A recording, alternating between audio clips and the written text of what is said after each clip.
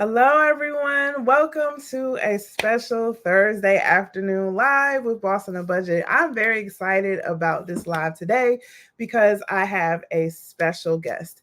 If you did not know, August is Black Philanthropy Month. And so, in honor of that, I do have a special guest to talk about fundraising, but talk about fundraising in the context of Black culture, Black traditions because this is a special month, not just because it's Black Philanthropy Month, but it's also my birthday month. So, for those of you who are in my audience who have Black-led nonprofits or you're Black founders, this is especially important for you to embrace our culture and how we ask for money, and also just my personal opinion to challenge the myth that Black people don't give. So I just want to introduce really quickly my special guest. Please, y'all, give her a warm welcome. Her name is, and Johane, let me know if I mispronounce your name when you get on here. You can fuss me out.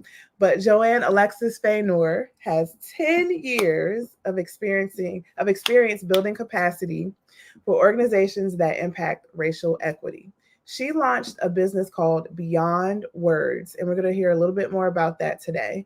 And it is a fundraising and communications consulting firm that raises funds for Black-led movements. To date, y'all, she's raised $4 million. Can y'all say $4 million to support various community development initiatives? And articles as a result of her PR work have been featured in CBS News, Ebony, and the Seattle media.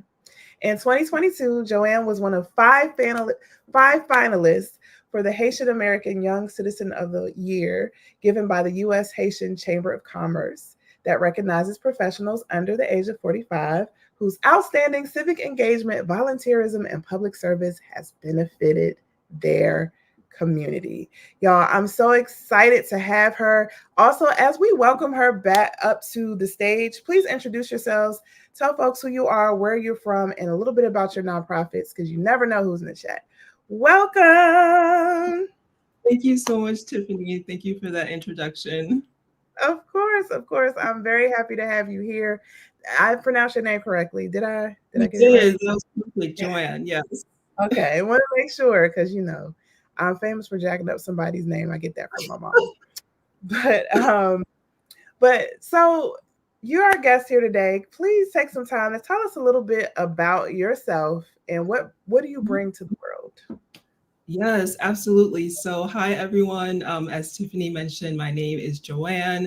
I am a second generation Haitian American. So, I moved to this country at the age of 7 years old. And whenever I tell my story, I always like to talk about my mother because what I saw is that when we moved here, as soon as we were settled, as soon as we were stable, I saw my mom model this communal care and social responsibility every day in her life. So we came from modest means, but she was taking in family, she was taking in friends and strangers into her home. I saw her going with cousins to register them for, public school. I would see her, helping refugees and immigrants go to different appointments with them and interpret for them.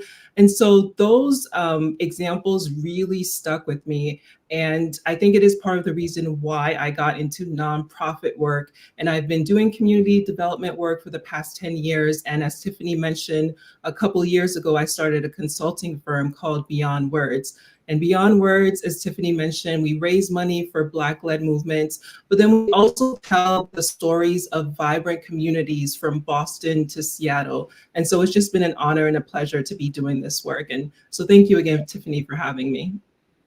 Oh, yes. I'm really excited to dive in about your experience and just to share your wisdom and share your knowledge with people. Because a lot of people who are listening today are in the middle of it. They're in the thick of it. They're raising money. They are trying to figure it out and make sure they get what they need for the communities that they want to serve.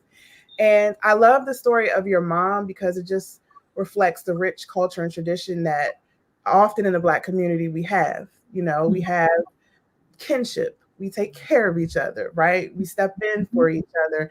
And I just love that because that is a sense of philanthropy that people don't always get. People always assume philanthropy is about money. So, kind of in that same vein, what do you think? Like, how have Black traditions and our cultural values shaped the way Black communities approach philanthropy? No, I absolutely agree with you. I think that Black people are philanthropists. Philanthropy is very much a part of our heritage. It is very much a part of our culture. And I really want us to reclaim that heritage as Black people. And so you mentioned this idea of kinfolk, right? As Black people, we know someone, a grandparent who has adopted their grandbabies. We know an auntie that has adopted their nieces and nephews. We can see this idea of philanthropy in the Black church. So you look at the early Black churches in American society, they were not just a place for faith, they were mutual aid societies where people were voluntarily sharing resources and services so that they could impact the Black community socially, politically, and economically. And so we absolutely have a tradition of philanthropy. I mean, I've seen so many, interviews of young Black athletes, right? Like their communities recognized that they were a star. And so they pulled together, and that's how they were able to buy their first, pair of sneakers. And so this idea of kinship, this idea of communal care, and philanthropy, it's very much ingrained into who we are. I love that. So, how many of you listening today can even tell your own stories of kinship? Because I have so many in my own family, my community, my church family. And I think, as you're saying, Johane, is so overlooked because people assume like the value is with money. And we do give money. We do give money, Absolutely. but even beyond that, the love that we show our community members and other people is through, like what you said, the care, the concern, like the stepping in. I love honoring that beyond money. Based on Absolutely. If I can just add one more thing, Tiffany, Mhm. absolutely the care is very important. But if we look at the Black church is always fundraising. We're fundraising to buy our Black church building and to maintain it. We are fundraising when someone who's passed away and we need to make sure that that person, gets buried. We're fundraising if someone is sick. We're fundraising so we can send our youth to summer camps. And so in addition to that care, like we absolutely have those skills, and we're just, learning to tap back into those. Yeah. So, how many people had a building fund growing up? And because we all probably had that experience if we grew up in the Black church. But it's so funny Mhm. you said that because I actually wrote a blog article a few years ago about like how exactly what you said. The Black church is always fundraising. We're gonna always have a fish fry or a bake Yes. sale, or we're always gonna sell dinners. We're gonna make it work. And that kind of stuff has worked. And I feel like sometimes because it's on a small scale, people kind of poo-poo it or they discount like the power in that, the power in the ability to do that small grassroots kind of fundraising. They underestimate how can help be the building blocks for people when they're trying to grow and when they're trying to scale. Um, I just want to point out, Cheryl said Los Angeles Metropolitan Churches. Yes, we are always fundraising. Ebony Fruits of Ali said, yes, always selling dinners. That's us. And it works, right? There's a reason why we keep doing it. It's because it works. But can you share some specific examples, Johane, of Black fundraising traditions that we can incorporate today? Yes, sure. I mean, there is an organization in Seattle. It's called Rise Together. And Mhm. it's basically a coalition of organizations that decided, okay, they're doing a lot of community development in the Black communities in Seattle. And they said, instead of working separately, we're going to work together. We're going to invest in these communities together. We're going to share resources together, and we're going to fundraise together. And so I think that they're really great look into, and they're a really great model that I think Black organizations can copy and fundraise for their organizations. Mhm. I want to point out two things that you said because a lot of people come to me and they ask how to raise money in the beginning. They're trying to figure out like what are the best ways to raise money. And I tend to tell people like do peer-to-peer fundraising, or like do that more grassroots, like ask friends, families, associates, things like that. And a lot of times they struggle with knowing who to ask to raise money for them. And I often suggest Black churches because it's a built-in network. So I want to talk about the church a little bit, but I also want to talk about like the power of collaboration and what you just said, a coalition of people. So the do you have any like insights or suggestions about how to engage Black churches, or have you seen how that's worked and how to engage those churches to help people raise money from the ground up? I hope that question makes sense. I just came up with on the fly, y'all. I'm sorry. Yeah, no, absolutely. And so is this an organization that wants to fundraise from an existing Black church, basically? Mm-hmm. Mm-hmm. Yes. Well, I think first and foremost, it's important that you be part of that community, Mm-hmm. right? Because I think that you don't want, so Black people, we are relational. Mm-hmm. Before we work with you, we want to know you. We want you to know us. We want to build a relationship with you. We want to know that you care and that we care. And so being a part of an existing faith community, that's going to be one of the most important parts of fundraising, Mm-hmm. right? Because there's there's a level of trust in Black communities that you have to build, and it can take time. Mm-hmm. I say so being a part of that community, building a level of trust. And I think also this is something that I always do with fundraising is I never go into relationships asking. I want to be in relationship with someone where I'm giving first, whether that's sharing information, whether that's sharing resources. And so if you're part of this faith-based community, and let's say you work with the kids, or you're tithing regularly, or giving offerings, or you're sharing information with your church, or you're volunteering, those are all ways that you're going to build relationship, you're going to build trust, you're going to show yourself a valuable member of that community, so that when there is an idea for fundraising, it's going to be so much easier to engage that community and to raise funds. Mm-hmm. I love that. I love that. The second thing that kind of brought to mind when you shared that example was the power of collaboration.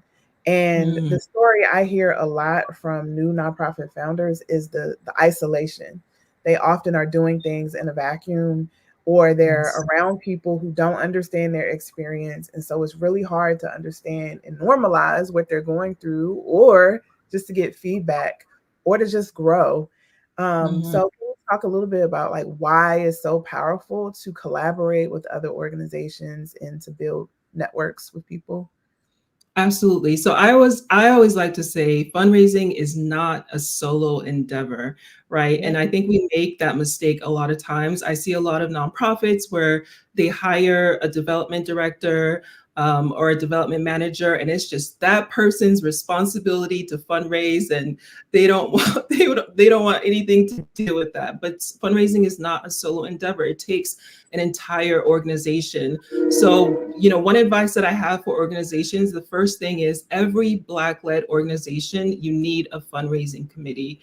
And that can consist of board members, staff, volunteers, get some young people in your community to plug some fresh ideas into that fundraising community. But that's the one of the first steps that you can do.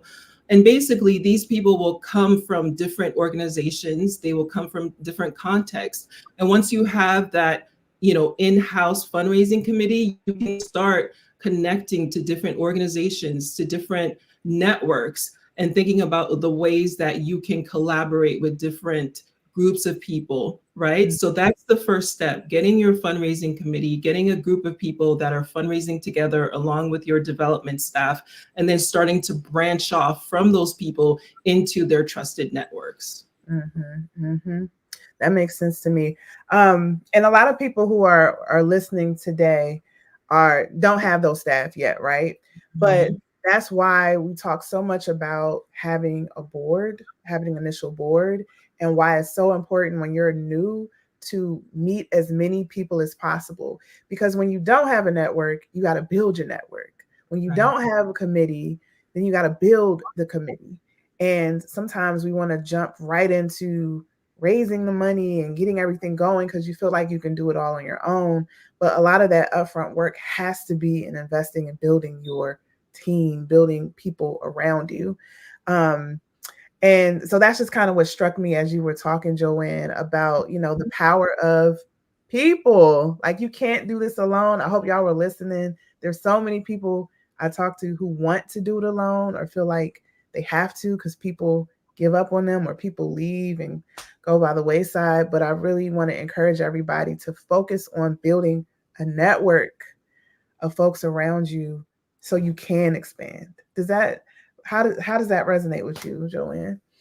No, I think that makes absolute sense. And, one of the things that I noticed, this is not just in Black-led organizations, but this is in nonprofits, is that you have such a high turnover with fundraising staff, right? They come in, they usually last a year or a year and a half. And the reason is because it's a capacity issue. Like I said, they're doing all of this work. There's such high expectations. And then they burn out within a year, to a year and a half. And so when you have a fundraising committee, when you hire someone and you know that they're going to be part of a group, a community of the organization is the board members or the staff and the volunteers are going to be there to support them, to help them fundraise, you're going to minimize that burnout.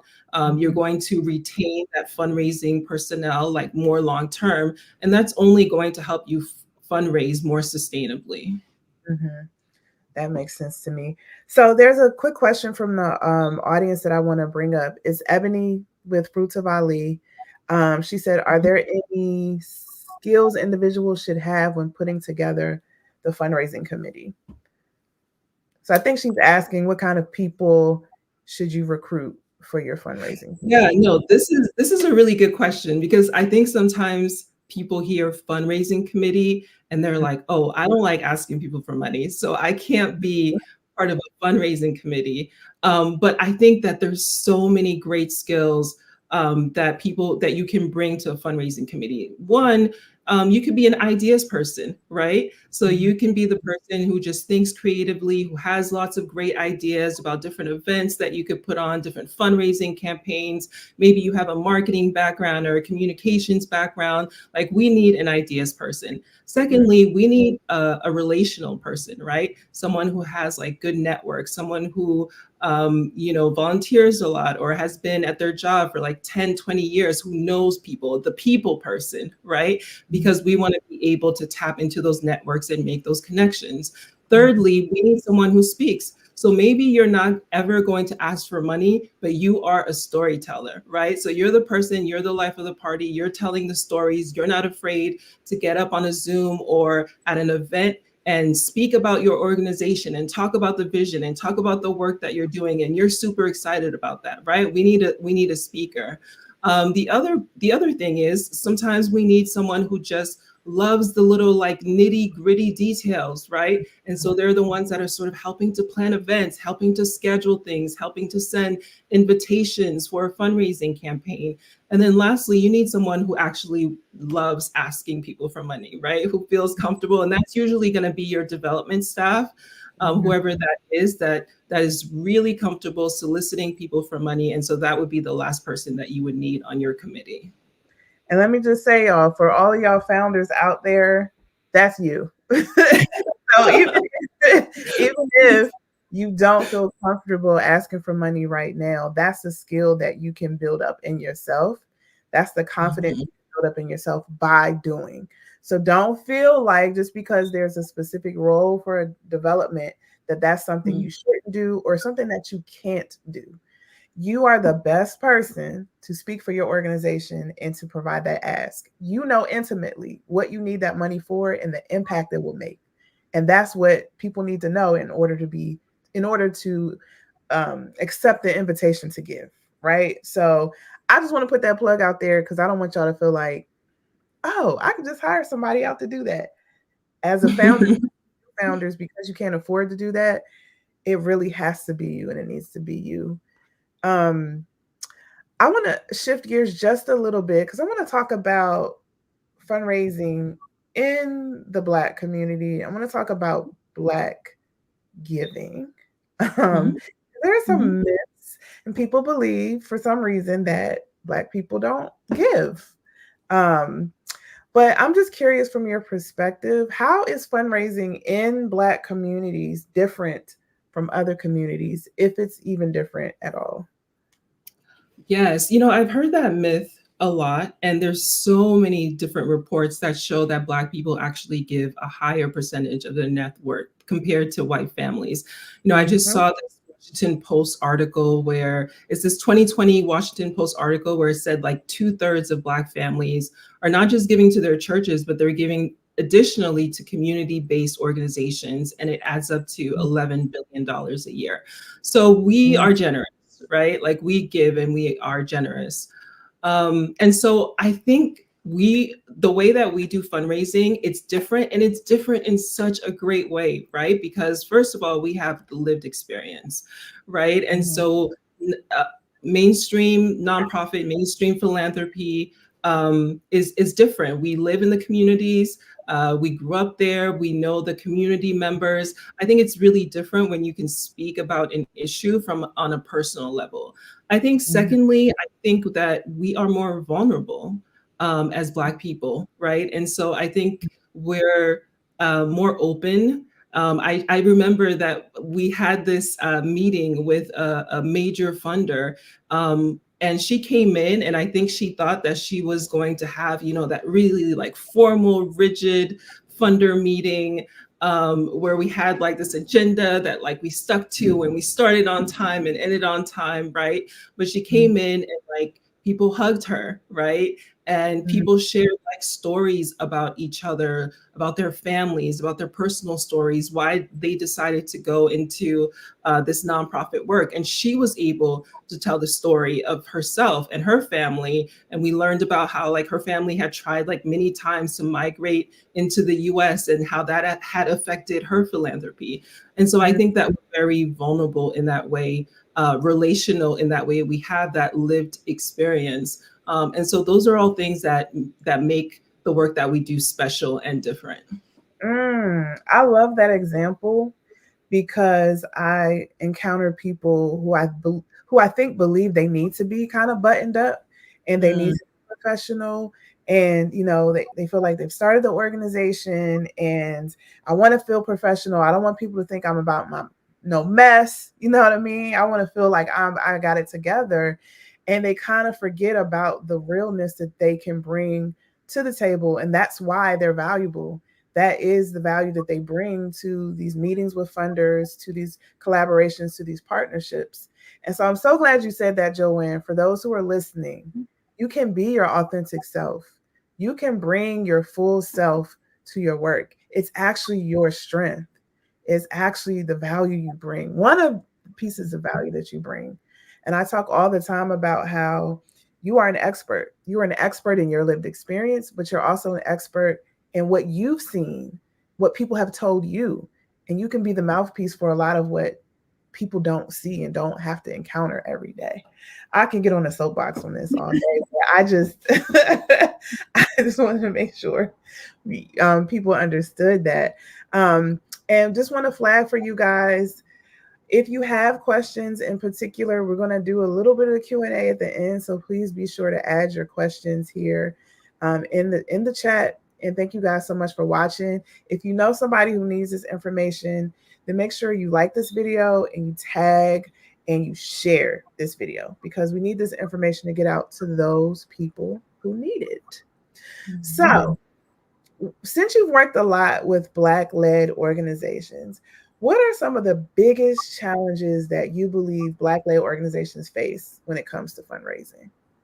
Right. I think it's pretty similar across the board. I think one is capacity is always an issue, right? Mm, Whether it's staff capacity, not being able to hire maybe a full-time development person. I mhm, think another issue is network, right? I think, some of these white-led organizations, like their founders are very well connected and connected to people with deep pockets, and we might not have those networks. And so that is a second issue that we deal with. And then the third issue, I mean, this is something, this equity issue, right? Black-led organizations, they're funded, 24% less than white-led organizations. So unfortunately, like it sometimes it can be sort of an uphill battle as far as the funding that we receive. So I think that those would probably be like the three top challenges that we face. And I wanna go a little bit deeper into what you said about capacity and what you think. What are some ways, in particular around the network and not having access to people with deep pockets? What are some things that you've witnessed or you've seen people do in order to overcome that challenge? Like how do people build their network when they're not necessarily well connected when they first start? Right. Well, I'm just thinking, I'm thinking about Kamala Harris, who's a Black and Indian woman and possibly the next 47th president of the United States. And I was just thinking about how her sorority, her Black sorority, has just mobilized, and other sororities in the Divine Nine, right, recently to raise millions of dollars. And so I think that there are there are a network of Black people, of high network Black people that sometimes we're not tapping into because we don't necessarily specifically go looking for them or specifically target them, right? And so I think that one of the ways that we can overcome that network is that when we are fundraising, when we are doing this marketing, we can write stories where we're specifically talking to Black people that give, Black people that are of high net worth. I think a lot of those individuals are in our communities probably feel overlooked because we're so used to dealing with white mainstream philanthropy, right? And so looking into those sororities, looking into those Black affinity organizations, those professional organizations, and making those connections there and speaking directly, even starting, a Black philanthropy group within your nonprofit, right? What it might be that you decide, okay, so we want to get a Black philanthropy group where we get Black professionals and all these and into this group, and they're not giving, but we just want them to volunteer, and we just want them to give us some ideas, and we just want them to help us to connect to their networks. That's a way that you can start building those bridges. I love that last example because I think people get so nervous about the idea of money that the minute they feel like they can't bring money to the table to compensate people, or the minute they feel like they have to ask for money, then it's a non-starter for folks. But it requires a shift in mindset to believe that people out here really do want to help, that people out here really take joy in helping someone else. Is that they've never given the opportunity to do that, or the opportunities they're given don't come from the people that could very well engage with them. So if you're out there thinking that I don't have any networks or I don't know who to connect with, the opportunity is absolutely there, but it's up for you to step into that role and seek it. And so I hope for someone listening, they heard those examples and they can apply it to their particular locality and make it make sense for their nonprofit, because there is opportunity for people to give out here, y'all. There is money out here for you. And I don't want you to think there isn't.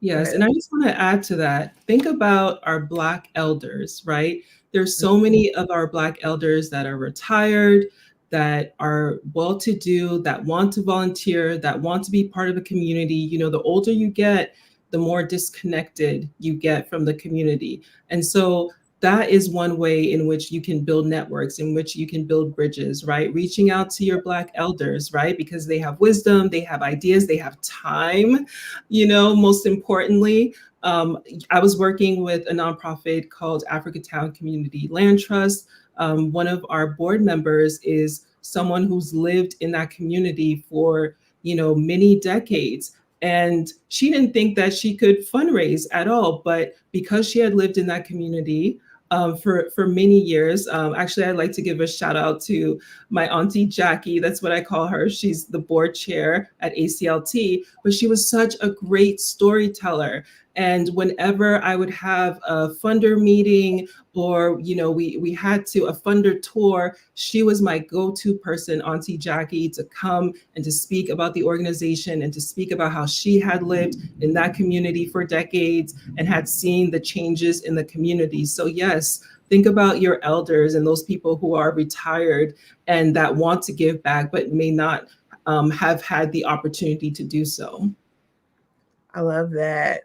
So I want to shout out a few people. So Lynn just was kind of co-signing your idea about the sororities and your example of how people mobilize for Kamala Harris.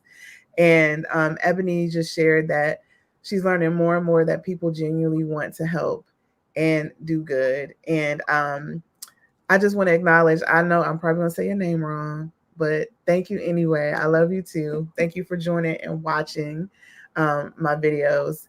And to your point, Johane, about the elders, there's one woman that I'm thinking of in my church. She actually, she plays cards with my mom.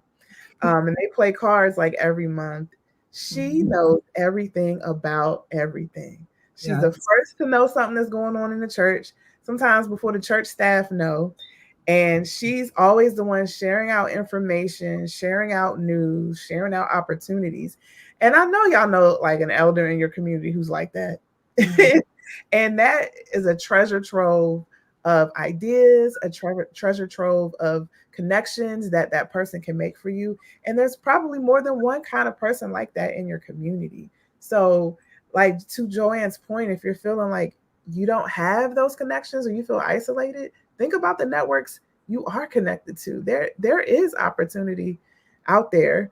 And I hope that the examples that Joanne has given you today has helped bring some juices to your mind.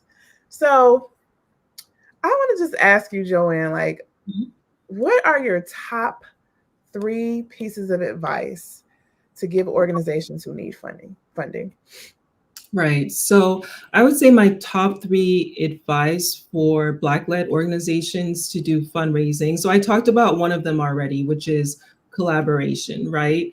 Again, fundraising is not a solo endeavor. Get yourself a fundraising committee. As I mentioned, not everyone needs to be great at asking for money. You can just have one person, the founder, the president, or the development person, but get some people that are motivated, get some elders on your fundraising committee, and yes, start raising money in collaboration with others. So that's number 1. I would say number 2 is something that I like to call asset-based fundraising, right? And so asset-based fundraising is this idea that Black communities have strengths and they have assets that can be leveraged for social change, right? And so what happens a lot in mainstream philanthropy is that it's very deficit based. It's always this underserved, under-resourced, high crime this, high mortality that.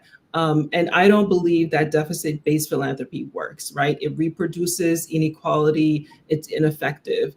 But if you can identify what are the strengths of our Black community, whether it's economic assets, if you're looking at what are the Black businesses that we have, the Black banks, it could be cultural assets, whether that's language or music or your food, right? It could be institutional assets. What are the Black churches, the Black schools that we have in this community, and how can the funders and the donors and the partners invest in those assets and leverage them in order to fundraise, in order to impact social change. So I think that would be the second one. And I think the third thing would be the stories that we tell, storytelling. I think storytelling is very important as far as fundraising is concerned. We want to tell stories of resilience, and we want to talk about our history and our legacy, because people want to be a part of something. They want to be a part of a movement. They want to be a part of something great. And I think that is much more persuasive in order to fundraise. Yes, that was perfect. That was a perfect way to kind of sum up your vast experience. Thank you for sharing your wisdom.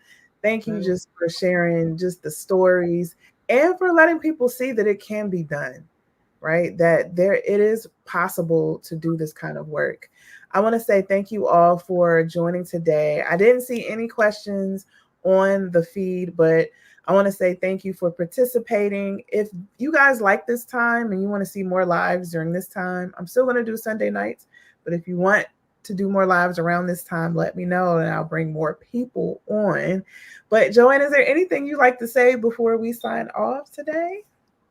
Well, once again, I'd like to reiterate Black people are philanthropists, and I want us to really reclaim that heritage. I want us to see philanthropy and giving as an opportunity. So, for those of you who are scared to ask, know that you are giving someone an opportunity. That's what if ever I'm scared to ask for money, and it could be, $1,000, it could be $50,000. I always like to say, I'm giving you the opportunity to invest, how $50,000 into this organization. So that's how you need to change the way that you view philanthropy, because it is absolutely an opportunity to be able to give, to be able to change lives, and to make a positive impact in your community.